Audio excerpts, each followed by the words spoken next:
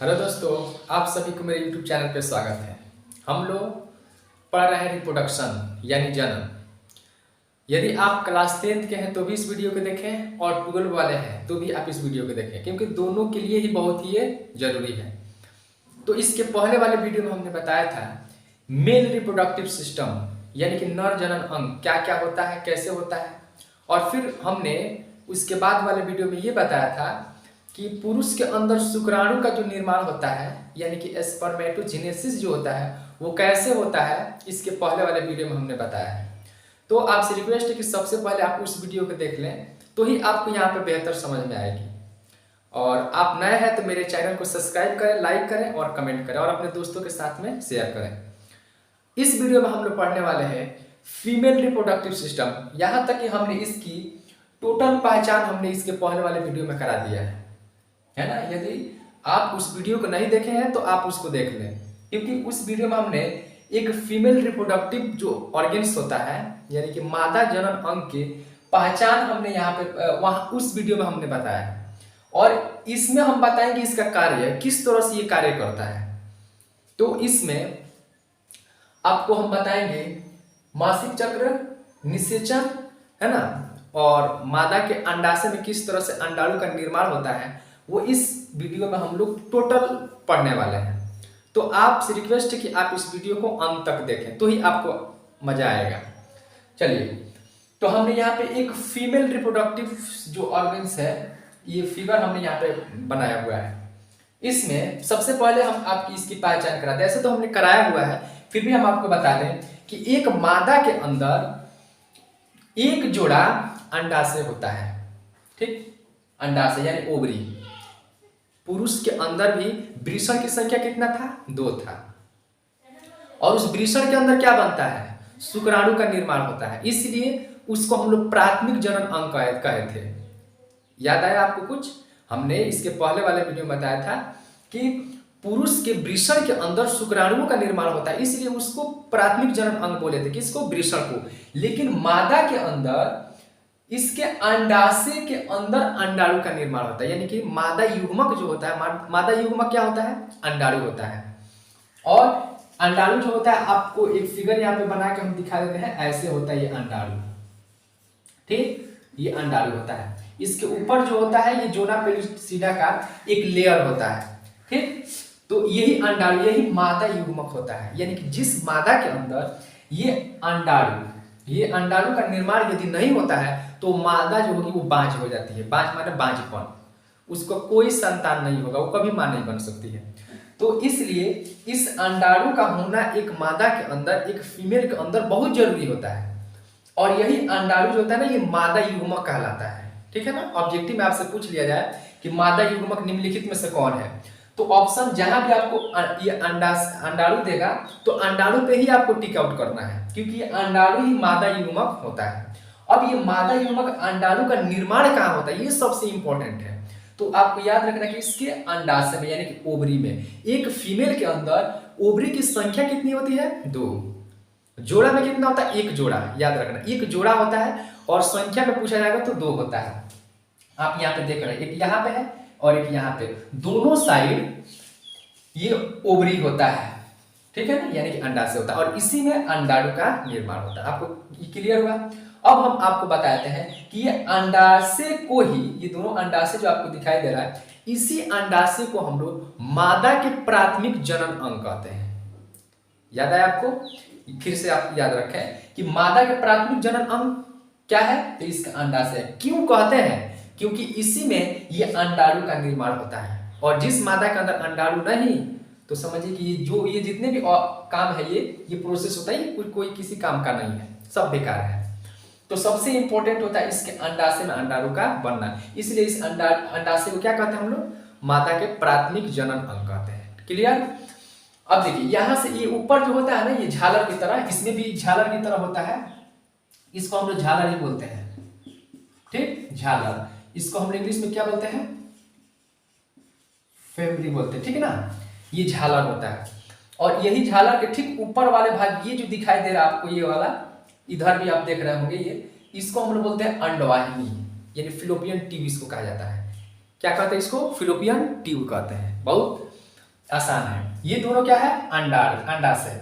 अंडाशय के ऊपर जो ये झालर की तरह जो आपको दिखाई दे रहा है, इस झालर को ये झालर ही बोलते हैं, फेमरी। और ठीक इसके ऊपर वाला जो भाग आपको ये दिखाई दे रहा है, ये दोनों साइड में ये क्या कहलाता है, अंडवाहिनी कहलाता है, यानी इसको फिलोपियन ट्यूब कहा जाता है। ठीक, अब ये वाला जो भाग, ये जो भाग दिखाई दे रहा है, इसको हम लोग बोलते हैं गर्भाशय, यूट्रस, जिसको आम भाषा में लोग इसको बच्चेदानी भी कहते हैं। ठीक है ना, क्योंकि इसी में बच्चे का निर्माण होता है। तो ये गर्भाशय है, यूट्रस होता है। अब यूट्रस के दीवार, जो गर्भाशय होता है, इस गर्भाशय के दीवार पर एक लेयर होता है, एक परत जमता है। ये जमता है यानी कि फिर ये टूट जाता है, फिर जमेगा, फिर टूटेगा।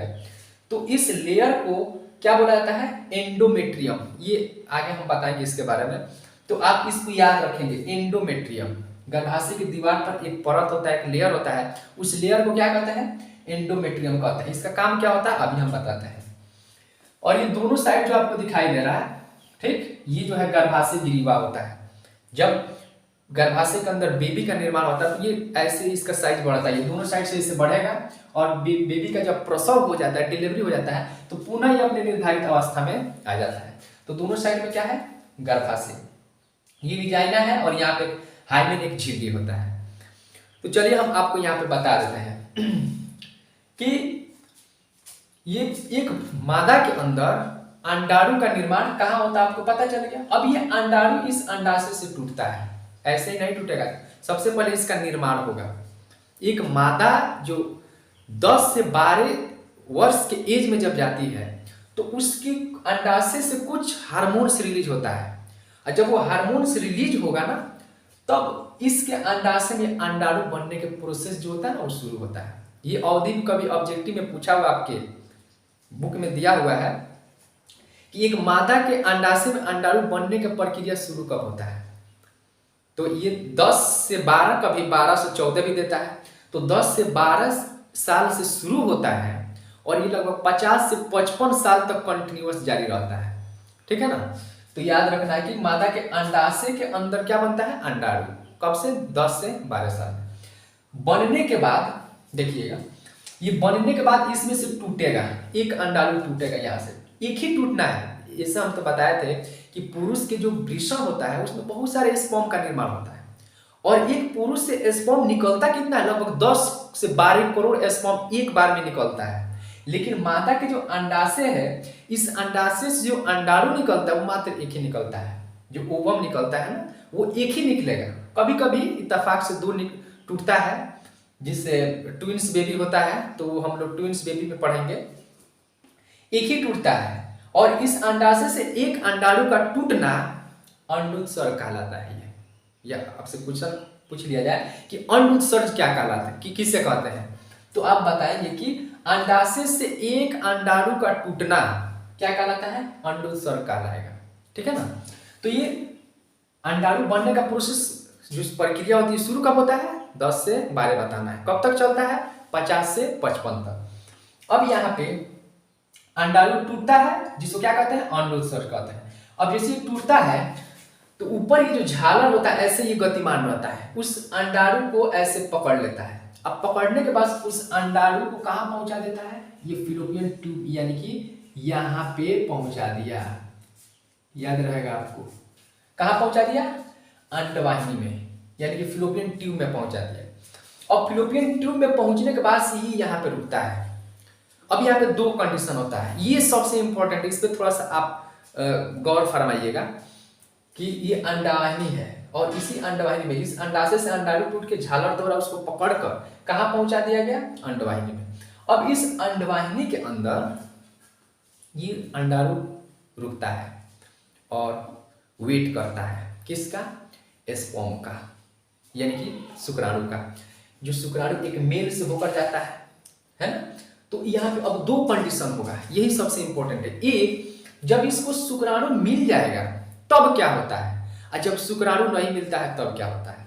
जब शुक्राणु नहीं मिलता है तब देखिए क्या होता है, जब स्पर्म, यदि यानी कि शुक्राणु जब इसको नहीं मिलता है, तो ये आगे की ओर बढ़ता है, ये, और आगे की ओर बढ़ते बढ़ते कहाँ आएगा, ये गर्भाशय के अंदर आएगा, और गर्भाशय के अंदर आने के बाद ये मल्टीप्लाई होता है, टूट जाता है, खंडित खंडित भागों में टूट जाता है। और खंड खंड भागों में ये भी टूटता है और साथ में जो गर्भाशय के जो ऊपर जो लेयर होता है जिसको हम लोग एंडोमेट्रियम कहते हैं, ये भी एंडोमेट्रियम भी टूटने लगता है। और जब टूटेगा ये अंडाणु भी टूटेगा, मल्टीप्लाई होगा और इस एंडोमेट्रियम जो होता है गर्भाशय की दीवार के ऊपर जो लेयर होता है ये भी टूटता है।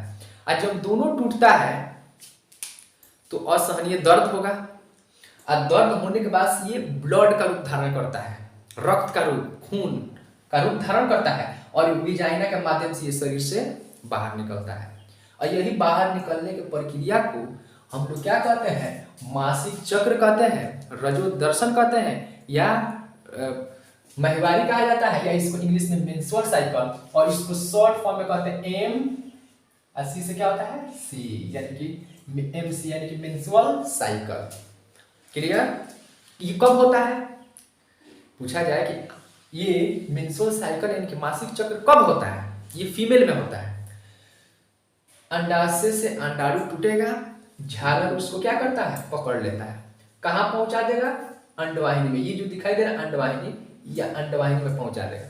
अब यहाँ पे दो बताया, जब इसको शुक्राणु नहीं मिलता है तब ये आगे की ओर बढ़ेगा और आगे की ओर बढ़ते बढ़ते आएगा गर्भाशय के अंदर और गर्भाशय में आकर ये टूटने लगता है, डिवाइड होगा, बहुत फास्ट डिवाइड होता है, मल्टीप्लाई होगा। और ये जो गर्भाशय की जो दीवार है, इस गर्भाशय की जो दीवार होता है, इस दीवार के ऊपर एक लेयर होता है, एक परत होता है, उस लेयर को क्या कहते हैं, एंडोमेट्रियम।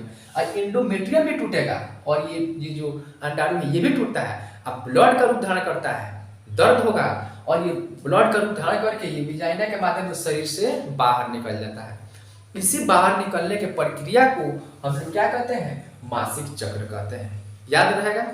अगर हाँ, जिस और फीमेल के अंदर ये फर्स्ट बार आता है, ये 10 से 12 साल की एज से लगभग ये शुरू होता है।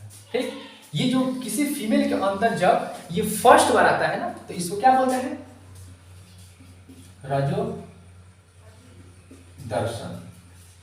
बहुत इंपॉर्टेंट, बहुत बार क्वेश्चन पूछा है कि रजो दर्शन क्या है। तो किसी भी फीमेल के अंदर जो मेंस्ट्रुअल साइकिल जो होता है ये फर्स्ट बार जब आता है ना, तो इसी को हम लोग कहते हैं रजो दर्शन, यानी रजो से आपका दर्शन हुआ, तो इसको हम लोग रजो दर्शन के नाम से जानते हैं। ठीक, यहाँ पे डिफिनीशन हम लिख दिए, आपको लिखने की जरूरत नहीं है, बस आप इसको लिख लेंगे कि अंडाशय से एक अंडाणु टूटकर, देखिए अंडाशय है, इसमें से एक अंडाणु क्या होगा, टूटेगा, टूटकर अंडवाहिनी में जाता है। यहाँ पे टूटता है, ये कहाँ जाता है, अंडवाहिनी में। और शुक्राणु नहीं मिलने पर, बता दिए ना कि शुक्राणु जब नहीं मिलता है तब ये प्रोसेस होता है। मिलने पर वो गर्भाशय में जाकर, ये गर्भाशय है ना, ये दिखाई दे रहा है आपको, यहाँ पे लिखे यूट्रस, ये गर्भाशय में जाकर टूट जाता है। यही नहीं टूटता है, इसके साथ में गर्भाशय की दीवार पर एक परत होता है, इस परत को क्या बोलते हैं, एंडोमेट्रियम होता है। इस एंडोमेट्रियम को भी क्या करता है, तोड़ता है और ये रक्त का रूप लेकर विजाइना के माध्यम से शरीर से बाहर चला जाता है। इसको क्या कहते हैं हम लोग, मेंस्ट्रुअल साइकिल, यानी कि एमसी, रजोदर्शन। ये इंपॉर्टेंट है। ये किस में होता है, मनुष्य में होगा, बंदर में, चिंपैंजी, गोरिल्ला में होता है। गाय भैंस में मेंस्ट्रुअल साइकिल नहीं होता, उसमें मध्यस्राव होता है, याद रखिएगा, मध्यस्राव। इसमें चपाया जितने भी होते हैं ना, बकरी, भेड़, गाय और भैंस, इन लोगों में मध्य चक्र होता है, मध्यस्राव होता है। मेंस्ट्रुअल साइकिल जो होता है, मासिक चक्र जो होता है, वो मनुष्य में, बंदर, चिंपैंजी, गोरिल्ला में होता है। याद रहेगा? अच्छा, तो ये रजोदर्शन आपको क्लियर हो गया, समझ में आया आपको? तो ये तो कंडीशन था जब शुक्राणु नहीं मिल रहा था तब। अब यहाँ पे थोड़ा सा फिर गौर फरमाएंगे कि जब शुक्राणु जब मिल जाता है तब क्या होता है। देखिए, अब एक चीज और आपको हम यहाँ पे भूल रहे हैं, आपको बता दें कि देखिए, ये मेंस्ट्रुअल साइकिल जो होता है ना, कैसे हुआ, जब इधर से टूटा और टूटने के बाद यहाँ पे आकर यहाँ पे टूट जाता है, टूटने के बाद ये शरीर से बाहर निकल जाता है। फिर उसके 14वें दिन इस अंडाशय से अब इसमें परिपक्व हो जाता है, टूट जाता है, यानी कि इसमें तैयार हो जाता है। फिर ये टूटने के बाद झालर इसको पकड़ेगा, फिर इसको लेकर यहाँ पे आएगा, ये अल्टरनेट टूटता है। इसके मेंस्ट्रुअल साइकिल का जो समय होता है ना, वो 28 से 30 माना गया है। 28 से 30 दिन पर ये रिपीट होता है, रिपीटेड होता है, तभी तो इसको साइकिल बोलते हैं। साइकिल माने रिपीट होना, फिर से। ये कब तक रिपीट होता है, जब तक इसको शुक्राणु नहीं मिल जाता, यानी अंडाणु को जब तक शुक्राणु नहीं मिलता है तब तक ये कंटिन्यूअस एक फीमेल के अंदर ये जारी रहता है। ठीक, तो ये अल्टरनेट होता है भाई साहब, याद रखना आपको कि ये अंडाशय है, इसमें से एक टूटेगा, ये आएगा यहाँ पे और यहाँ से ये शरीर से बाहर।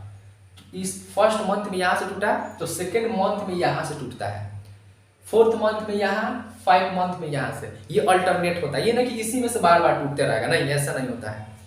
अल्टरनेट होता है, पहली बार इस अंडाशय से टूटा तो दूसरी बार इस अंडाशय से टूटेगा, फिर तीसरी बार इससे अल्टरनेट होते रहता है। ये प्रक्रिया कब तक चलेगा? जब तक एक फीमेल को शुक्राणु यानी कि अंडाणु को शुक्राणु जब तक नहीं मिलेगा तब तक ये कंटिन्यूअस चलता ही रहता है। समझ में आया आपको?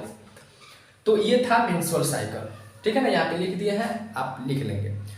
अब हम बात करते हैं कि सर यदि इसको अंडाणु को यदि शुक्राणु मिल जाता है तब क्या होता है? तब देखिए क्या होगा, ये देखिएगा, ये जब ये अंडाणु यहाँ से अंडाशय से टूटता है और ये फिलोपियन ट्यूब में यहाँ पे पहुंचा है। अब पुरुष से जो कि स्पर्म ये माता के यूट्रस के अंदर छोड़ दिया जाता है, तो ये स्पर्म जो है ये गर्भाशय के अंदर भागता है यहाँ पे, और भागने के बाद से ये बहुत फास्ट यानी कि इसका गर्भाशय के अंदर इस स्पर्म के चलने का एक मिनट में ये लगभग 100 माइक्रोन चलता है।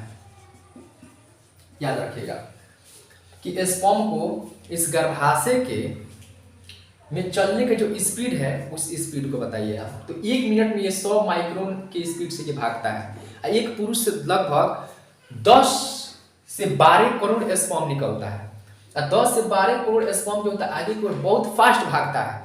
ये बहुत जो सबसे फास्ट भाग के जो सबसे पहले इस अंडाशय के पास जाता है ना, वही फर्टिलाइजेशन करता है, वही निषेचन करता है, तो बाकी सब यहाँ पे नष्ट हो जाता है। तो अब ये अंडाणु यहाँ पे है, ये स्पर्म आगे की ओर बढ़ता है, और आगे की ओर बढ़ने के बाद से ये यहाँ पे आएगा, और आने के बाद सबसे फास्ट आके ये जो अंडाणु होता है ये शुक्राणु जो होता है ये अंडाणु से मिल जाता है, और यही शुक्राणु और इसी अंडाणु के मिलने के प्रक्रिया को हम लोग क्या कहते हैं? निषेचन कहते हैं। यहाँ पे लिख दिए निषेचन कहते हैं, फर्टिलाइजेशन। क्लियर? बहुत आसान है, इसको बस आप थोड़ा सा आप इस पर तवज्जो देंगे तो आपको बेहतर समझ में आएगी। फिर से बता दूं कि निषेचन क्या है, फर्टिलाइजेशन क्या है। तो शुक्राणु और अंडाणु के मिलने की प्रक्रिया को निषेचन कहते हैं। ये निषेचन की प्रक्रिया जो होता है पूर्ण कहाँ होता है? तो इसके फिलोपियन ट्यूब में होगा। ये इधर भी हो सकता है, जिधर अंडाणु टूटेगा उधर ही होगा, लेकिन फिलोपियन ट्यूब में ही होता है। ये फिलोपियन ट्यूब जो आपको दिखाई दे रहा है यहीं पे अंडाणु और शुक्राणु का मिलन होता है, और इसे मिलने के प्रक्रिया को हम क्या कहते हैं? निषेचन। हम इसका डिफिनेशन इसलिए नहीं लेके हैं क्योंकि बहुत आसान है। अगर आप एक बार देख लेते हैं और मेरे लेक्चर को सही से सुन लेते हैं तो आपको एकदम 100% आपको समझ में आएगा, आप खुद से लिख लेंगे। ठीक, निषेचन क्या है? तो शुक्राणु और अंडाणु के मिलने के प्रक्रिया को क्या कहते हैं? निषेचन कहते हैं। निषेचन होता कहाँ पे है? अंडवाहिनी में होता है। क्लियर? अब देखिए, जब ये निषेचन हो जाता है तो निषेचन के फल से क्या बनता है? यूग्मनज। इंग्लिश में क्या बोलते हैं इसको? जाइगोट बोलेंगे, जाइगोट। देखिएगा थोड़ा सा फिर यहाँ पे ध्यान देंगे कि शुक्राणु और अंडाणु दोनों के मिलने के प्रक्रिया को निषेचन कहते हैं। क्लियर? लेकिन मिलने के फलस्वरूप बनता क्या है? यूग्मनज बनता है, जाइगोट बनता है। और यही जो जाइगोट होता है ये होता है जाइगोट, ये एक कोशिकीय होता है, यूनिसेलुलर होता है। यूनिसेलुलर मतलब एक कोशिकीय, मतलब एक ही कोशिका होता है, फिर ये डिवाइड होने लगता है। बहुत अच्छी बात है ये। इसलिए यूग्मनज ही हम लोग भी पहले एक कोशिकीय थे, माँ के जब फिलोपियन ट्यूब में थे तो हम लोग एक कोशिकीय थे, और एक कोशिकीय से फिर ये टूटते गया था, फिर बहुकोशिकीय में परिवर्तित हो गया, फिर बहुकोशिकीय होकर पूरा हम लोग का बॉडी। आज भी हम लोग के अंदर सेल जो होता है डिवाइड होता है, नहीं तो हम लोग छोटा छोटा ही पैदा हुए थे, और आज हम लोग इतना 6-6 फीट का हो जाते हैं, 5 फीट के हैं। यानी कि इस सेल का डिवाइड होने का कारण है ये, क्योंकि अगर ये इसमें डिवाइड नहीं होता, ये यूग्मनज में अगर डिवाइड नहीं होता तो हम लोग ये उसी फॉर्म में रह जाता, लेकिन इसमें डिवाइड होने होता है 1 से 2, 2 से 4, 4 से 8, 8 से 16, 16 से 32, 32 से 64, 64 से 128, 128 से 2 से 56, 2 से 56 से 5 से 12, 5 से 12 से 1 से 24, और भी होता है क्या, करोड़ों में डिवाइड होते जाता है। और डिवाइड होते जाएगा और ये युग्मनज से ही बॉडी का निर्माण होता है। इसलिए युग्मनज से ही हमारे शरीर के प्रत्येक अंग का निर्माण होता है। आँख, नाक, मुंह, दांत, पैर, स्किन, ये दिल, ये हृदय, ये जो भी हमारे शरीर का अंदर है सब इसी युग्मनज से ही बनता है। इसलिए युग्मनज को ना स्टेम सेल कहा जाता है। याद रखना, ये भी आपसे पूछ लिया जाएगा। स्टेम सेल स्टेम सेल कहते हैं इसको। स्टेम सेल मतलब स्टेम कोशिका। क्यों कहते हैं? क्योंकि युग्मनज से ही हमारे पूरे बॉडी का निर्माण होता है, इसलिए स्टेम सेल इसको कहा जाता है। किसको? युग्मनज को। अब ये युग्मनज जो है ये आगे को डिवाइड होते होते जाएगा और ये भ्रूण का निर्माण कर लेता है। वो भ्रूण आगे डेवलप करके ये 3 प्रकार का लेयर बनाएगा। हम इसके पहले वाले वीडियो में हम लोग बस यहीं तक हमको बताना है। इसके बाद जो होता है ये 3 गो लेयर बनाता है ना। उसके बाद से हम लोग तीनों लेयर जो मिलता है और तीनों लेयर जो अलग अलग उसका काम बांट देता है, तीनों अलग अलग बॉडी का जो अंग होता है ना उस अंग का निर्माण करता है। तो हम लोग इसके नेक्स्ट वाले वीडियो में पढ़ेंगे। तो युग्मनज बनता है और ये युग्मनज आगे को डिवाइड होने लगता है। यह कोशिका जो है ये लगातार डिवाइड होगा और डिवाइड होते जाता है और ये आगे की ओर बढ़ेगा और बढ़ने के बाद से ये फिलोपियन ट्यूब में जब ये जाता है शुक्राणु, तो इसका जीवन काल जो होता है 12 घंटा होता है। 12 घंटा के अंदर अगर निषेचन नहीं हुआ तो इसका मौत हो जाती है। अगर गर्भाशय के अंदर ये रहता है तो 36 घंटा तक ये जीवित रहता है। मतलब आपसे पूछेगा शुक्राणु का जीवन काल कितना होता है तो आप ये बताएंगे 36 घंटा। लेकिन जब ये फिलोपियन ट्यूब में चला जाएगा तो इसका जीवन जो होता है वो 12 घंटा का होता है। 12 घंटा के अंदर ये अगर फ्यूज नहीं करता है यानी कि नहीं मिलता है तो इसकी मौत हो जाएगी। तो जैसे ही निषेचन हो गया तो निषेचन के फलस्वरूप क्या बन गया? युग्मनज बना, जाइगोट बना। अब ये जाइगोट आगे को जैसे बढ़ेगा तो जितना भी स्पर्म था ये सारे के सारे क्या हो जाएंगे? नष्ट हो जाएंगे। और ये जाइगोट लगातार डिवाइड होता है इसमें और डिवाइड होते जाएगा और ये आगे की ओर बढ़ते आएगा, ठीक। और ये जो आके इस एंडोमेट्रियम से क्या होता है? ये चिपक जाता है। याद रहेगा, ये एंडोमेट्रियम से चिपक जाएगा। अब ये जो एंडोमेट्रियम था ना, अब इसका नष्ट नहीं होगा, अब ये नहीं टूटेगा, क्योंकि इस बेबी को बनने के लिए ये एंडोमेट्रियम जो होता है ना ये बनता है। लेकिन जब शुक्राणु नहीं मिल रहा था तब ये मेंस्ट्रुअल साइकिल के रूप में ये शरीर से टूट के बाहर हो जा रहा था और फिर बनना शुरू हो रहा था। 28 दिन फिर बनता था और फिर ये टूट के एंडोमेट्रियम बाहर निकल जाता था। लेकिन जब ये निषेचन हो गया, जाइगोट बन गया और ये एंडोमेट्रियम से आके जब ये जाइगोट चिपक गया तो अब ये जो एंडोमेट्रियम जो था अब ये नहीं टूटेगा और यहीं पे चिपक जाएगा और ये अंडा, ये जो है जाइगोट एक नस के द्वारा जुड़ जाता है। ये नस के द्वारा जुड़ जाता है और इसी नस को हम लोग क्या बोलते हैं? अपरा बोलते हैं। यहाँ पे लिख देते हैं हम अपरा, प्लेसेंटा बोलते हैं इसको इंग्लिश में। ये अपरा जिसको नाभि का नस कहते हैं, ठीक है ना। ये प्लेसेंटा के द्वारा ये जाइगोट जुड़ जाएगा और ये माँ के सिकम से ये जुड़ जाता है। ये इसी प्लेसेंटा से इस जाइगोट को अब एनर्जी की जरूरत पड़ती है। अभी तो एनर्जी चाहिए अब यहाँ पे, तब ये एनर्जी कहाँ से मिलेगा? इस अपरा के माध्यम से। इसका अपरा का कार्य कभी पूछता है तो इस जाइगोट को ऑक्सीजन देना है। जो माँ, जो हम लोग की जो माँ होती है जो ऑक्सीजन को लेती है ना, तो वो ऑक्सीजन इस जाइगोट को मिलता है। इसमें एनर्जी माँ जो खाएगी, जो एनर्जी उसके शरीर में बनता है वो एनर्जी डायरेक्ट इसमें दे देती है माँ। इसलिए माँ का जो कदम के नीचे लोग जन्नत बताए हैं, ऐसे हो बताया नहीं होता है ना। क्योंकि माँ जो हम लोग अपने शरीर में पूरे 9 महीना तक रखती है, तो माँ ऐसी इस दुनिया में कोई नहीं है, ठीक। तो ये देखिए ये जाइगोट ये किससे जुड़ा होता है? ये अपरा किससे जुड़ा होता है? माँ से जुड़ा होता है। और इस माँ से क्या मिलता है? हम लोग को ऊर्जा मिलता है ना, एनर्जी मिलेगा, ऑक्सीजन मिले। और हम लोग जब ये है इसके अंदर कुछ बेकार पदार्थ बनता है, जैसे कार्बन डाइऑक्साइड बनेगा और भी कुछ बेकार पदार्थ बनता है। फिर इसी बेकार पदार्थ इसी अपरा के माध्यम से ये शरीर से, ये अपरा के माध्यम से माँ के शरीर में चला जाता है और वहां से माँ से फिर वो बाहर निकल जाता है, ठीक है ना। तो ये अपरा का कार्य, ये कुछ हार्मोन्स भी रिलीज करता है। इसके नेक्स्ट वीडियो में हम बताएंगे, है ना। तो अपरा, अब अपरा से जुड़ जाएगा ये कौन? ये यूमनज, और यूमनज डेवलप करके क्या बनाएगा बताइए आप, पता है आपको? नहीं पता है। यूमनज आगे डेवलप करके भ्रूण बनाएगा, फिर भ्रूण के बाद से बनाता है उत्तक, उत्तक के बाद अंग, अंग के बाद अंग तंत्र, फिर बॉडी का निर्माण होता है। इस बेबी को बनने में पूरे ये 9th मंथ लग जाता है। ये मनुष्य की जो प्रेगनेंसी पीरियड जो होता है वो पूरे 9th मंथ का होता है। तो ये आपको पूरा ये याद रखना है। कहाँ तक हम बता दिए आपको किस तरह से ये निषेचन हो जाता है। निषेचन के फलस्वरूप ये आकर इस एंडोमेट्रियम में चिपक के आपरा के माध्यम से जुड़ जाता है और इसका विकास होने लगता है। बस हम इसमें यहीं तक रहने देते हैं। अब यहाँ पे निषेचन आपको समझ में आया कि निषेचन क्या है। शुक्राणु और अंडाणु के मिलने के प्रक्रिया को क्या कहते हैं? निषेचन कहते हैं। ये प्रक्रिया होता कहाँ पे? फिलोपियन ट्यूब में होता है। फिर ये निषेचन जो होता है ये 2 प्रकार के होता है, ये भी पूछ लिया था कभी कभी। एक होता है अंतर निषेचन, इंटरनल फर्टिलाइजेशन, और एक होता है बाह्य निषेचन यानी कि एक्सटर्नल फर्टिलाइजेशन। बाह्य निषेचन सॉरी यहाँ पे अंतः निषेचन का मतलब होता है कि शुक्राणु को मां यानी कि फीमेल के शरीर के अंदर प्रविष्ट करा दिया जाएगा। तो ये अंतः माने अंदर, वैसा निषेचन जो अंदर की ओर होता है उसे हम लोग इंटरनल फर्टिलाइजेशन कहते हैं, जो मां के जो फीमेल के अंदर प्रवेश करा दिया था, ठीक।